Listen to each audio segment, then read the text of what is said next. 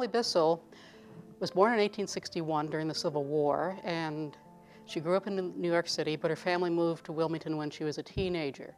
When she was in her early 20s, she started to become involved in social service and charity work, which proved to be a real passion and calling for her. She was involved in a number of different organizations over the years, so during her lifetime she was developing skills and contacts. So in 1907, her cousin, John Wales, Dr. John Wales, who was involved with the then very new tuberculosis sanitarium in Wilmington, came to her and said, "Emily, if we don't get $300, we will have to close the sanitarium."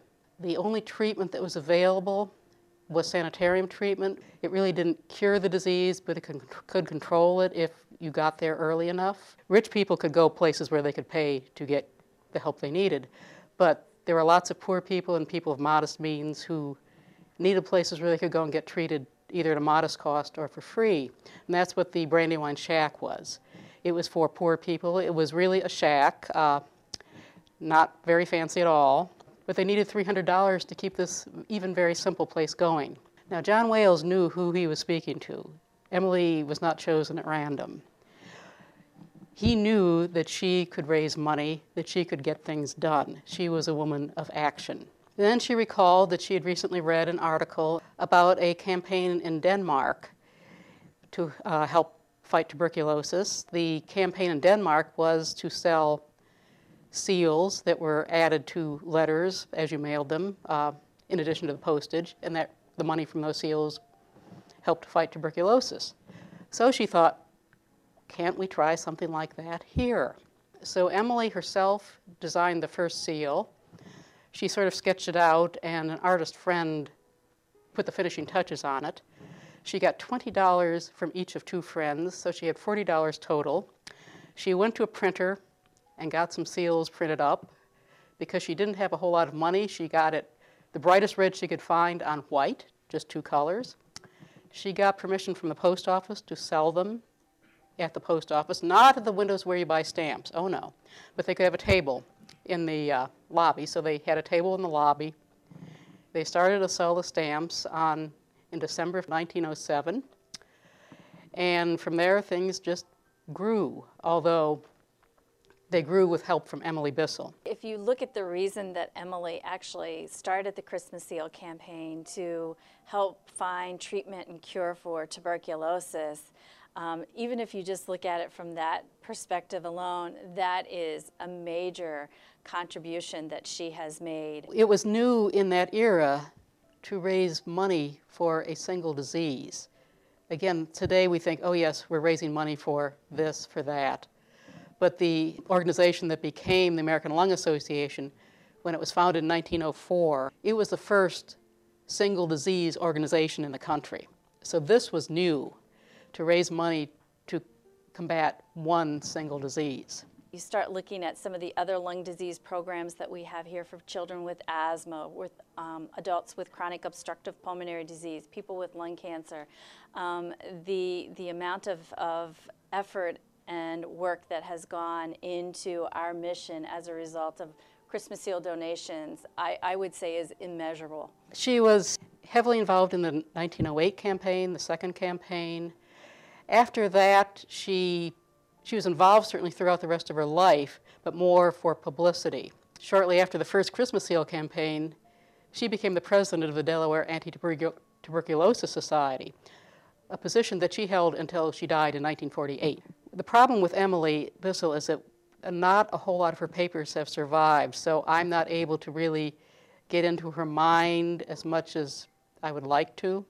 That's also probably why nobody has yet written a major biography of her, because there really isn't the body of papers that one would like to have. But from what I've read about her, my sense is that her Christian faith really did lead her to her commitment to social service work.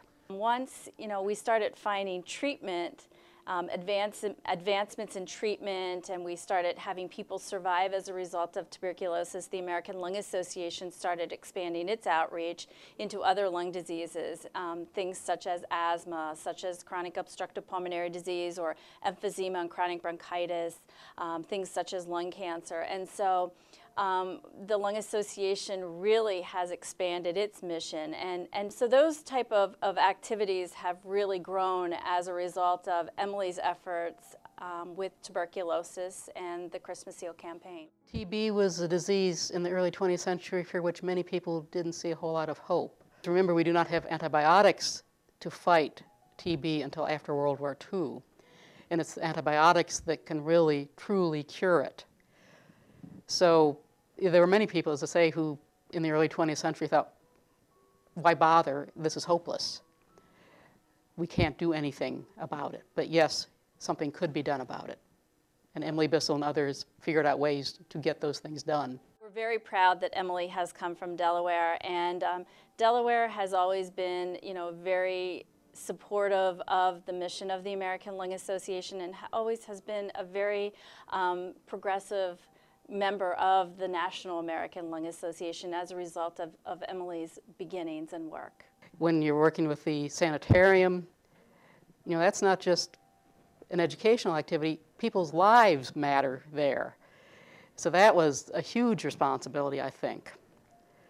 So she is, to my mind, one of Delaware's leading women of the first half of the 20th century. She's not the only leading woman, but she is one of them, and I think she deserves to be much better known for everything that she did.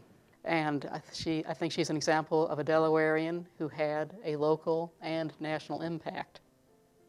The American Lung Association's Christmas Seal campaign, as I said, still plays a very significant role in our budgets, in our mission work that we do. But it isn't the same as it was in 1907. And I think that there's still a lot of efforts. Each year we put millions of homes receive Christmas seals. And so people still have the opportunity that Emily provided to them in 1907. They still have that same opportunity to help us fight lung disease. It is the framework that we work from here at the American Lung Association for our programs, and it keeps us going.